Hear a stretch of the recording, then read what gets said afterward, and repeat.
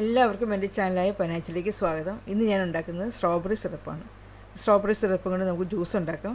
പിന്നെ പാൻ കേക്കോ അല്ലെങ്കിൽ കേക്കും പുഡിങ്ങൊക്കെ ഉണ്ടാക്കുമ്പോൾ അതിൻ്റെ മുകളിലൊക്കെ ഒഴിച്ച് കഴിച്ചാലും നല്ല ടേസ്റ്റാണ് സ്ട്രോബെറി സിറപ്പ്.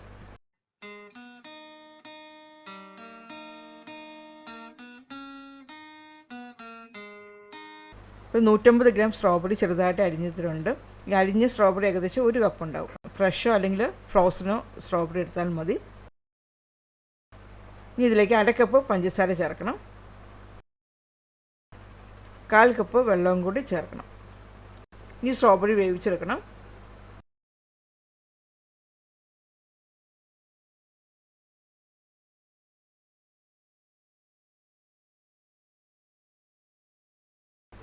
ഇപ്പോൾ സ്ട്രോബെറി വെന്തിട്ടുമുണ്ട്, അതേപോലെ തന്നെ ആ സിറപ്പൊക്കെ ഒന്ന് കുറുകി വന്നിട്ടുണ്ട്.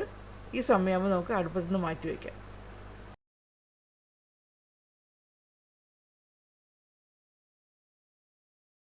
ഇനി ഇതിന് ചൂടുള്ളപ്പോൾ തന്നെ നമ്മളിത് അരിച്ച് വേറൊരു പാത്രത്തിലേക്ക് ഒഴിക്കണം.